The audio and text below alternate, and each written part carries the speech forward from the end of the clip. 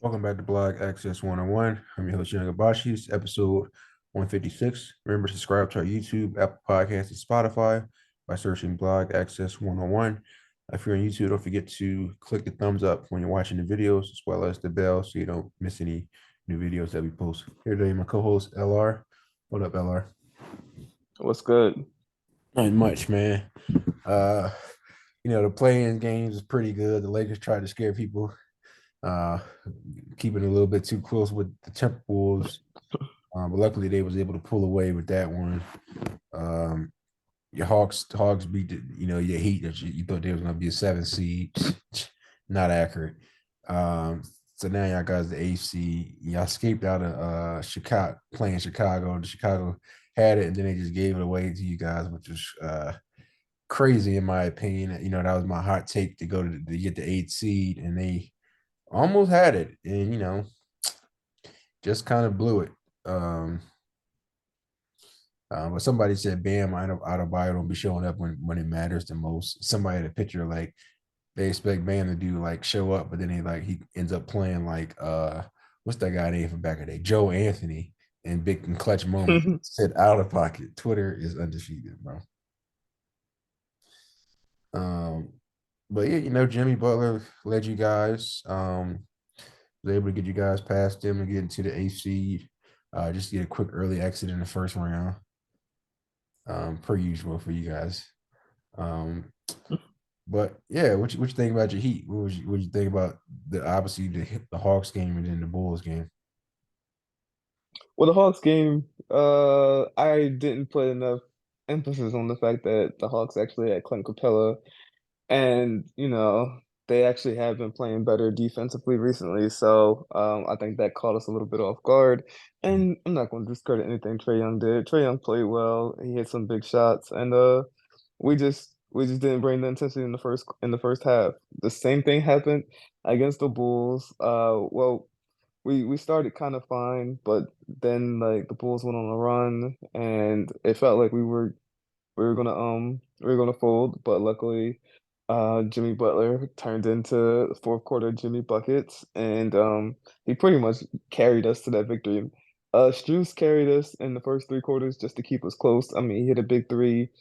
What was it, 93, 91? He hit a big three, made it 96, 91. But seven threes, that's insane because like I did say that the person I worry about the most on the Heat team is Strus, especially in the playoffs, and him and Jimmy Butler are the ones that showed up big. Bam's gonna have to figure it out, especially against Giannis. But not satisfied with what I saw from the Heat in the playing games, but definitely happy to be in there because as you guys saw in 2020, we were able to beat the Bucks in five. I know that that was 2020, but it's still possible. So I still like our chances to be able to beat the Bucks. It'll probably go uh, six. If it goes seven, I like us. But if it goes six, then it's probably going to be the Bucks that take it. Giannis is. I know Giannis is on a mission this year, especially after last year, who lost to the Celtics. But um. I think that he's going to put up a competitive series, at least. I like that you have so much confidence. They got them going off at minus 9.5 today for the Bucks. Goodness, that's disrespectful. Sheesh. Keep hope alive, champ. It's not looking good for y'all though. But yeah, so and then we got the Western Conference playing. Thunder. Um, that was my wild card team to get the eighth seed over there in the West. And they almost tried to pull it off. They just got I guess the Timberwolves became obviously the Timberwolves got Gobert back, and that was kind of a I guess you can say I don't want to say Rudy Gobert was a game changer, but for that I guess you could say for that series he kind of was. The Josh Giddey didn't play as well. We went 2 for 13, only had like 6 points. So he obviously when him and Shea Alexander is clicking, it's kind of tougher team with the guard play, but with one guard is down, um, could be an issue. And Shea was shooting a little bit wild as well. Um, it's nice to see that the Twin Towers finally worked with Carl Anthony Towns and Gobert. Both hit double doubles, so that was a nice little. pickup for them. But the Thunder, I told you the Thunder was going to beat the Pelicans. I said if the right, it said I told you it depended on what CJ McCollum show. I said if the right one show up, the Pelicans will win. If he don't, then it's not going to work. And you saw what happened. They lost a close one. Um, so yeah, I mean, what you think about going to the West, the Western one, with the Timberwolves advancing obviously to get the eighth seed. What'd you think of that? I believe that's the teams I said. I said it was going to be the T-Wolves and the Lakers, but I mean, the Pelicans definitely um surprised me with the way that they played against the Thunder. Not to take anything away from the Thunder, but like the Thunder are missing like Chet Holmgren. When he comes back, like that's when they're going to be like a legit like playoff bound team. This year it was like just like a little startup for them, but the fact that the Pelicans came out and looked like they were going to blow the Thunder out and just to get ran off the court in the third quarter, and then the Thunder used that momentum to hit some big clutch shots in the fourth quarter. Dort couldn't hit a shot for me all regular season, and then when the play-in started, the man couldn't miss. So, I mean, he was the leading scorer for the Thunder last year because, uh, Shea was going through so many injuries. But I think next year, if Dort is healthy and, playing like he played 2 years ago, Giddy gets better, Chet comes on, and then Shea, and then they got the Williams guys. I think the Thunder are going to be a really good team. They show a lot of heart, but when the T people forget that the T-Wolves took the Grizzlies to 7 games last year, and that was without Gobert. I'm not saying Gobert is this huge game changer, but Gobert still was Defensive Player of the Year before, and I think he can alter some shots at the rim. I think that this Nuggets T-Wolves series is going to be a lot closer than people may think, and also I just think that the Nuggets are a bit overrated. I do have like 3 or 4 teams that I would probably pick over the Nuggets. Oh, who those And teams? this is news. Who you got? Let's The hear. teams over the Nuggets. Oh, I like the Suns Okay. over the Nuggets. I actually like the Warriors over the Nuggets. And if the Lakers make it to the second round, I like the Lakers over the Nuggets. Grizzlies and Kings, I'm like hesitant to fully commit to putting them over the Nuggets, but I can see either one. But see, the thing about the Grizzlies and the Kings is I don't know if they have enough to win on the road, to win a road playoff game yet. So I'd have to see more. Um, but yeah, I definitely think the Lakers, Warriors, and the Suns, with just the experience and the skill set that their top scorers have, will be enough to like beat the Nuggets in the playoffs. Basically, I'm saying the Nuggets aren't making the finals. No, They're not getting through the West. pick. Yeah, I got to lose the second round to the Suns in six if it goes that far. Yeah, but it could be interesting. This Lakers series is going to be big because the Suns are what, the fifth seed, or no, the fourth seed. But if the Lakers win, or if the Warriors win, then they play the Nuggets. Those will be interesting.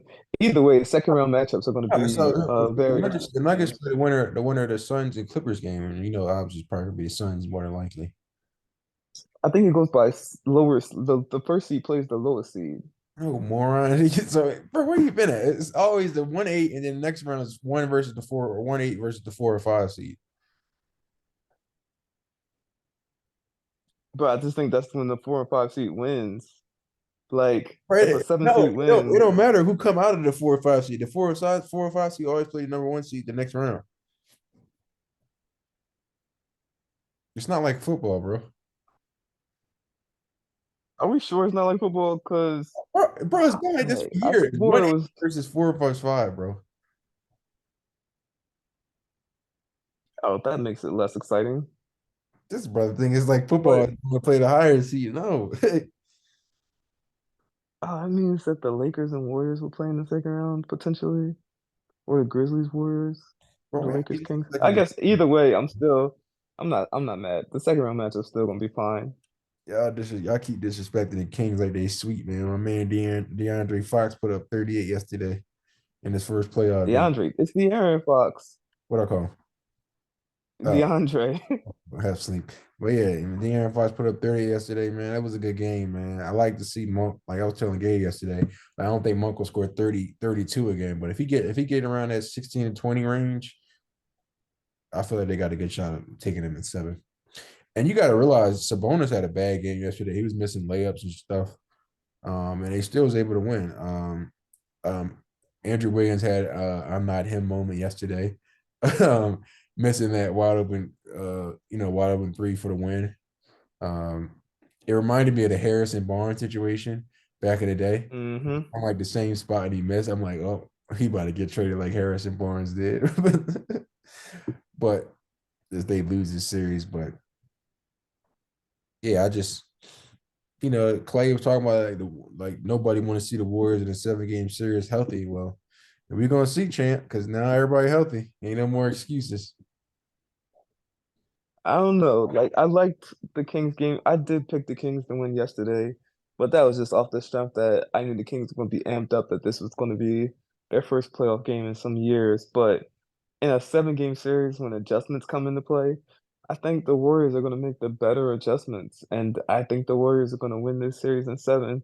Like the Warriors played great yesterday, and then they had that one bad quarter, which was the third quarter, and it wasn't even a bad quarter until they give up what was it?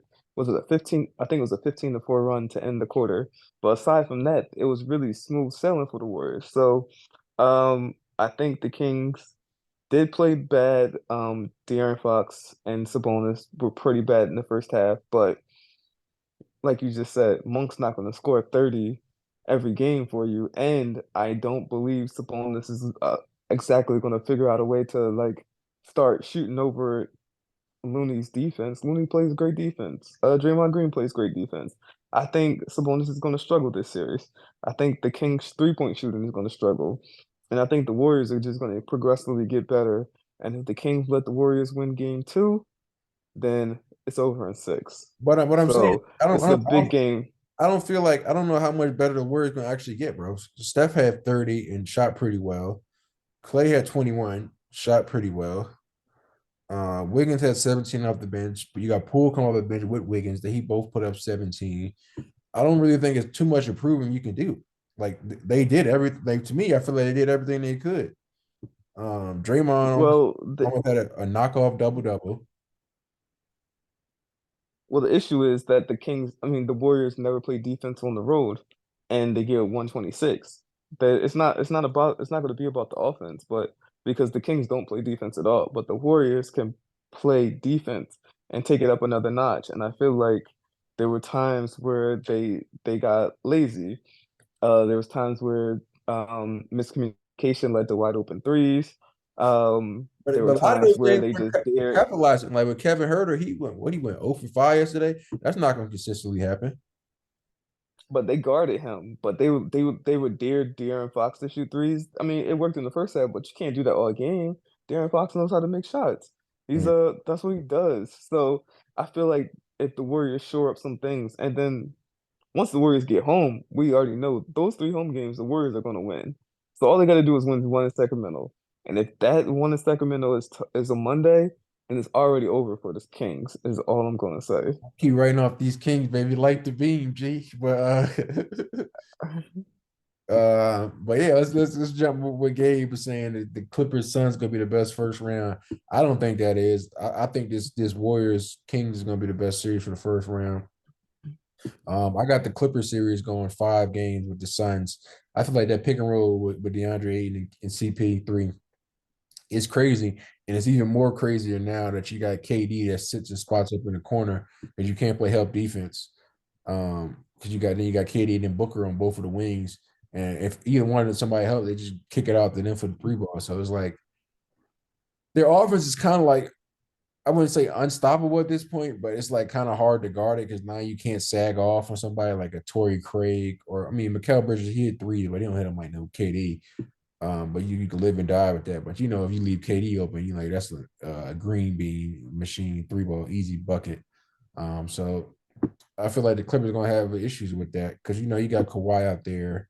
I don't know. They don't really be playing man like that with your defenders, but you can't defend everybody. It's like that team is too stacked, in my opinion. Then you got TJ Warren. I think he's healthy coming off the bench. I just think the Suns got too much for the Clippers, especially with Paul George out. And they talking about, yes, Paul George will be back the second round. They're not getting out the first round. Like, I don't know why they even released that information that he's coming back second round. Yeah, I feel like this series would be better if Paul George was playing. Then I could see it being a little bit closer, but without Paul George, I don't think the Clippers have a chance. I know Kawhi Leonard's half man, half amazing, but KD is a machine. And Yeah. Chris Paul, he fell off a lot, but even though I say he chokes a lot in the playoffs, he don't choke in the first round, luckily. So this is Chris Paul's round until he starts to fold in the second and third round. I still got the Suns going to the finals just because KD and Devin Booker, once they start getting hot, they're unstoppable. And the Suns have been playing really good defense. But um it's a shame that the Clippers, this is year four of the Kawhi Paul George experiment, and the only year that they were both healthy was the first season, and they blew that 3-1 lead in the bubble to the Nuggets, and we never got to see the Lakers Clippers playoff matchup that everybody wanted to see, and we never got to see what Paul George and Kawhi could do if they made it to the finals. And hopefully that they both re-sign with the Clippers at least for like 2 more years, so we can at least get one chance to see what they can do fully healthy. But um, I would just say that whole uniting that they did has been one of the biggest disappointments in basketball. Sheesh. Right at him. But yeah, man, yeah, I just think, good to see my man Norman Powell back getting the buckets. But they got some guys over there that like nothing to sneeze at, but it's just like they don't got Paul George, the number two guy, and you got Aiton, Paul, uh, Durant, and then Booker. It's like that's a little bit too much to go 4-on-1 even for Kawhi. So it's gonna be a nice little series. I think it's gonna be close, but I just feel like the Suns are gonna pull it off and get through that first round. I got actually going all the way to the NBA Finals, losing to my Sixers, of course. But yeah, you just a hater. Speaking of my Sixers, it was nice to see my man Bridges Woody had 25 at the half, ended with 30, so we were able to slow him down a little bit in the second Hmm. half. Um, but it was just sad to see like, damn, he could have been on the Sixers doing this, and we got rid of him. But it's nice seeing him hooping. I got this series going five though. I feel like they get one in Brooklyn if they're lucky. Um, we already talked about Heat Bucks, Lakers, Grizzlies. Braun undefeated in the first round. Let's see, do he hopefully continue to get through that. I got them. I got Lakers winning in seven against Memphis. I just feel like somebody from Memphis gonna shit the bed in that seventh game. More than likely, probably Jaren Jackson. Um, it's gonna be good to see Dylan Brooks. He be talking crazy. So it's gonna be a pretty interesting series to watch with him going back and forth with Brian, which is crazy. I don't know why you piss him off, but he can put up 40 or 50 on you game one. But it's gonna be a pretty interesting series. AD playing, he gonna give Jaren Jackson that barbecue chicken delight with the blue cheese dip. It's gonna get crazy for him tonight. Let's see who else. Austin Reeves, AR-15, straight sniper. I say he hits about three, maybe four, but I'm going confident with the three threes tonight. Um, let's see with D'Angelo Russell. That's going to be another issue. See if he able to show up in the playoffs and do what he needs to do. So it's going to be a good series. What you got the Lakers and Grizzlies series going, and who do you got coming out of that? Oh man, this is a tough one because I know last time I picked Grizzlies in six, but then I started looking at the injuries to Brandon Clark and to Steven Adams. Then I looked at the Grizzlies' only win over the Lakers. Adams had 16 points and 17 rebounds, and then Clark had 20 points and like 10 rebounds. And I'm like, if you're losing that kind of production and now you're going against a healthy AD and a healthy Braun with like a retooled scenario with retooled role players, I think this is a better scenario for the Lakers. I think the series is going to go seven. I think the Lakers are going to come out and win today. Hmm. And I think in game seven, this is tough. I think I still have to lean on the side of the Grizzlies because they're the younger team. they're the hungrier team. Although not to say the Lakers aren't hungry, but like the Grizzlies are st always out to prove something. And I feel like when it's teams like that that always want to prove, and they got the young leagues, they can play fast, they can play frenetic, and I think they have a bigger defensive intensity than the Lakers. I think experience is going to win it for the Lakers today, but in the long run, I think youth is going to win it for the Grizzlies. And Bron's lost the playoff series in the first round. He lost to the Suns when the Suns went to the finals. Oh yeah, I forgot about that. So damn, I guess he's not defeated anymore. Yeah, I think that was year two, right?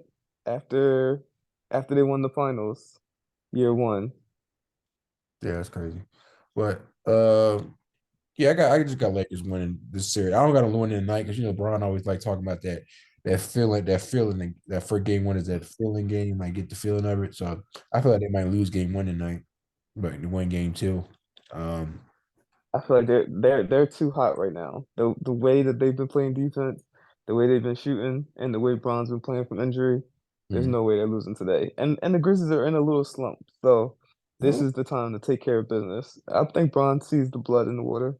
yeah, let's talk about the Hawks getting 30 pieces. It was down by 30 at halftime and try to find a way to fight back that second half. I mean, they still lost to the Celtics, but um, or Trey Young, he always has like a weird. It's either game one or game two where he has like a bad game. Like what we went 5 for 18 yesterday. I think Murray had a good game, but obviously that still wasn't enough. I think Horford, he does the dirty work. Tatum and Brown did the heavy lifting yesterday, and then you had Derek White having 24 as well, which is a great complimentary piece to Tatum and Brown. Smart ain't really gonna do nothing outside of defense, and he might hit a few threes here and there. But you need that third guy, and I feel like Derek White is that guy. Obviously, they wanted Brogdon to be that guy, but luckily, they were able to have Derek White as that complementary third piece to pair with Tatum and Brown, which I think is pretty a good complementary piece. Yeah, Collins, I'm still haven't understood why the Hawks haven't traded him yet. He plays good enough game, but he's not going to be the guy that's going to get you to that. Well, I mean, I guess they did get the conference finals because we choked, but the guy's not going to take you to the next level to the finals, in the NBA finals. So with that, so I got that series going 6 if it goes that far. I mean, all Sixers fans and Bucks fans want that series to go as long as it possibly can with the Hawks and Celtics. So I just need the Hawks to take it to 6 at least. How long you think you got it going? I mean, obviously got the Celtics coming out in 6, but what do you think about that series? Four or five. There's literally nothing the Hawks can do that will help them beat the Celtics. Celtics, they're too talented. They shoot uh a lot better than the Hawks do, and they play defense at a better rate than the Hawks. The Hawks have no chance in this series. And then once they got 30 pieces at halftime, I turned that game off. I don't care about any of that little comeback that they did when it's all said and done. Mm-hmm. Tatum and Brown can't be stopped by anybody that's on the Hawks. And the Hawks are going to have some serious offseason issues. The only time the Hawks even made it far is when the Sixers choked and the Hawks made it to the conference finals to play against the Bucks. But I can't even say the Sixers choked because the Knicks choked first. So it was the Knicks choking, then it was the Sixers choking in the second round, and then the Bucks probably finally stomped them. But we would never be talking about the Hawks being like this really good team if those two teams didn't choke a few years back. But get the Hawks out of here. The Hawks need a whole different squad. The squad is not competitive against top teams. Real shit. But yeah, I know. Yeah, I get what you're saying. I just need to go 6, but you never know. They got some fight in them, man. As you saw with how they handled you guys with the fight, controlling all you guys' runs and holding you off. But the Knicks and Cavs here. Remember, I told you I said Randall back. I got the Knicks winning in what I said 6. I think I said last week. Mm-hmm. I still see that. Obviously Randall struggled a little bit. He had a decent game, but not a joyous Randall type of night. I mean, he's decent with 19 and 10, but he shot horrendously. Um, you got Jalen Brunson with 27. Um, Brilliant pickup by him last free agency. He really change dynamics. I never thought Julius Randle was that number one guy. Obviously, I'm taking Brunson at number one guy over Randall. I mean, I know you might say it's crazy, but I feel like Brunson's going to go off more in the playoffs than Randall would. Um, what else? Josh Hart with that 17 off the bench. That's that Villanova connection right there. I mean, they did all this and still only won by 4. Um, it wasn't like anybody on the main guys on the Cavs were choking. What is it? I think Donovan had what 38 something like that yesterday. Maybe Mm-hmm. maybe you could say Garland could put up more, but I mean he shot pretty well from the shots he took. Maybe only issue was with Okoro, but he's never was known to be that scorer guy anyway. Mobley he probably could do more at what at 8 and 11. But I feel like all in all they played pretty well. Um, shout out to my man Afro Thunder, Jared Allen, 14 and 14. Always does a dirty work. So only thing I can say, I guess, for them to win it, because like even with the Knicks playing as well, they only won by 4 points. But a win is a win, especially on the road. That was huge for them to win on the road, game one. So now they got a little bit of wiggle room. Now they either keep their foot on the gas and try to win game two, or just play. Obviously we'll have a game two and then go back to New York with the series 1-1 and try to win both of those, and go back to Cleveland 3-1. But how far you got that series going? The Knicks and I got this series going 7. I got 3 series going 7. The Kings won, the Grizzlies won, and then this Knicks one. And I love the way the Knicks played yesterday. And it wasn't even just like the fact that Julius Randle came back from his ankle injury and Jalen Brunson was like terrific in the second half. It was just the Knicks played with so much grit. It reminds you of the 90s Knicks teams. And like the 17 offensive rebounds is 100% why the Cavs lost because the Cavs played really good defense. And the Knicks played great defense too. So it was like this really reminded me of like such an old school game, and it was crazy that this one ended 101-97, and then the very next game is super fast paced with the Warriors King, and that they both went over 120. But I think this is gonna be a 7 game series. I think it's gonna be hard fought, and there's not gonna be any easy win. There's not gonna be any blowouts. You're just gonna see two teams with great players hit big shots and play great defense. I think eventually the Cavs are going to win in 7. That hurts to say because I really do like this Knicks makeup. I like the way this Knicks team plays, but I think the Cavs, Donovan Mitchell, he just has another gear that I think he'll be able to get past Jalen Brunson. And I think Garland still hasn't played his best game, and I always liked the Cavs bench better than the Knicks, but Josh Hart, he showed up yesterday, but we'll see how that ankle injury is and how he holds up in the 7 game series. But I think the Cavs taking a 7. God, I like to hear it, man. I'm taking Knicks in 6. You heard it here first. Mm. Let's see what else here we did. We missed it. We missed any. We already talked about King Knicks, blah blah blah. All right, we got every series. Then you got the Nuggets. You said you got the Nuggets. What you got the Nuggets going? That series going. Uh, I got that series going 6. I got the Nuggets in 6. But if the T-Wolves win that series, I'm not gonna be too shocked. T-Wolves are a better team than this 8th seed, but injuries and chemistry issues. Well, as you could tell, Rudy Gobert did hit Kyle Anderson. They do have some chemistry issues, and they're a young team. But I don't know. This Nuggets team isn't what they may think that they are, and I didn't like that they kept resting players at the end of the season instead of getting into a better rhythm. True that. Um, but yeah, just I don't see. I got to go on 5. I mean, but Anderson and Gobert looked like they was cool when they was playing last week. My man threw him the alley oop. Uh, so like they resolved their issues. Stuff happened in the locker room or just in general, tempers flare, heat in the moment. Shit happens. But it looked like they was back in connection. Um, so we'll see how that go. But I got it going 5, especially if Jamal Murray's healthy. It's a good season for the Timberwolves. Thanks for coming out champs. Um,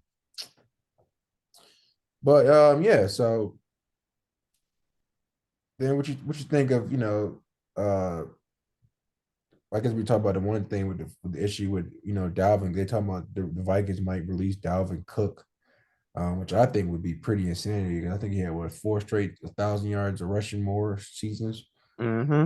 That's obviously the running back the the respect on running backs in the NFL second is very limited, obviously, because they used to have I think what max years is 5 to 6 years of dominance, and then they obviously start to deteriorate and regress. So I can see why they're talking about that, or maybe they might be going in a route of a rebuild mode. But I just feel like if you still got Justin Jefferson on your team, it's kind of like, why are you going to rebuild, especially in his prime? Like, why are you going into a rebuild mode? Unless only thing I can think is they're going after Bijan Robinson, which would make a lot more sense if that happens. And then you hear Derrick Henry's on a trading block. But Dallas might go after him if that happens. I mean, I really do want that to happen because you keep the ball out of Dak's hand in the playoffs is a recipe for success. Um, but yeah, then you see Zeke still out there on the market. I think he's still gonna be in the market uh until after the draft. For me personally, that's the one thing I do like about the NFL. Like they do the free agency before the draft, so like you can shore up some spots that you might need. You can look at the draft and pick somebody else. But I like the way they do it with the free agency versus then the draft. I wish the NBA did it the same way. Um, so you know what you need to get and actually need to get in the draft.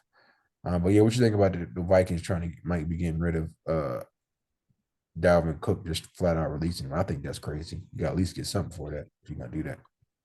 It's crazy, but seeing as they signed Madison, I think that they'll be fine. Yeah. Not to say that Madison is like Dalvin Cook, but Madison is explosive, and Madison when Dalvin Cook gets injured, Madison was able to hold his own. So I don't think they're gonna take much of a drop off, and then they get to save money, save cap space, and they better not go after Robinson because that's definitely the Eagles' top pick right now because we definitely want like one of those a running back of his stature. But y'all, But but if we y'all could running back sign, by committee team though, for real. Y'all don't really never get those big the star-studded running backs. oh no, this we want him, but I mean we're still going to do running back by committee. It's going to keep him fresh.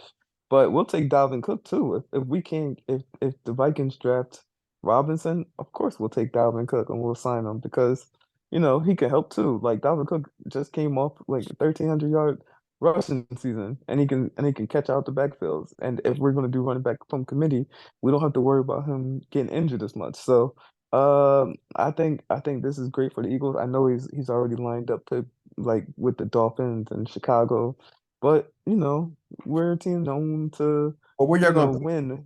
where y'all gonna take Robinson at though? Because I know y'all going after that pass rusher from Iowa and like that 10th pick, but y'all get him at the 20th. I think y'all got another pick at the 20th, like 20 or something like that. Yeah, we have like I think we have two in the top 10.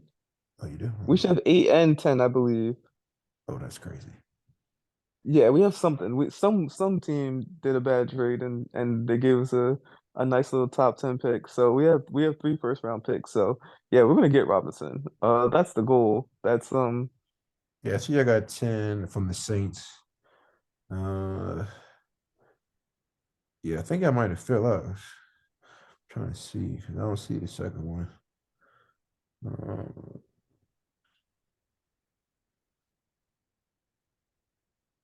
yeah, they got I mean they got him going, which is crazy. They got Bajan Robinson going to Buffalo, which I think is a perfect fit for both teams and both people, both yeah, parties. that would suck. Because Hopefully Buffalo doesn't get him because if they do, I feel like Buffalo literally is a running back. No offense to Singletary, but I feel like they're a top running back away from really dominating the league. And I know that they've been getting wins and everything like that, but like they become too one-dimensional in the playoffs. If they get a running back like Robinson, then you might as well just give them the Super Bowl because no team's gonna be able to stop that offense.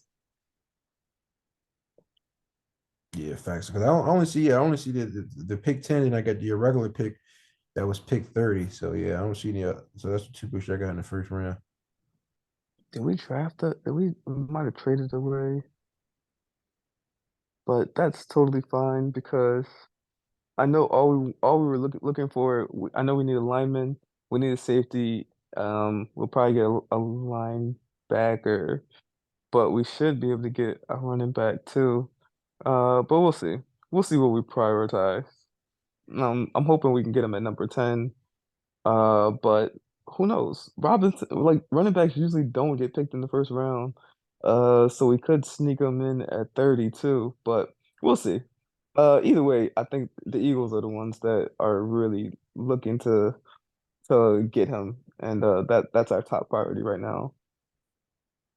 They got y'all getting the second best running back in the draft, Gibbs from Alabama, which isn't a bad drop off. No, not really. And I fit And that. he fits more into like the running back by committee style. Yeah. And he's not really losing much. So let's see how that goes.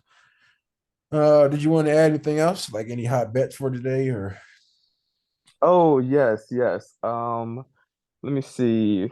Hot bets of today. I know they lost two in a row, but Tampa Bay Rays are definitely going to beat the Blue Jays today. No, that one feels too easy. Let me give people another one. that's So a the great first one I'll give you is the Rays. The second one I'll give you is Orioles. White Sox. Definitely hammer the White Sox. There's no way the White Sox don't sweep the Orioles. Is that too easy too? That's cool. I'll give a third one away. And then the Guardians over the Nationals. Bet against the Nationals as much as you can, but especially when the Guardians put their best pitcher on the mound. So there's three for the price of none because they were all free. All right, I'll give a couple. Uh I'm taking, they got the Suns at minus 7.5. If you do the alternate spread, I'll definitely take them at the minus 5. That's a no-brainer to me. Everybody's healthy over there. They don't have Paul George. I mean, minus 7.5 does look nice, but sometimes there's always some fluke stuff that happens. So just take off 2.5 and take that the for sure win with the minus 5. Don't get greedy here, people.